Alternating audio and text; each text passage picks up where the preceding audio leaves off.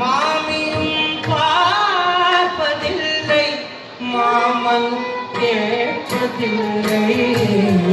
கவி பாடினாலும் இந்த மனம் இறந்ததில்லை. என்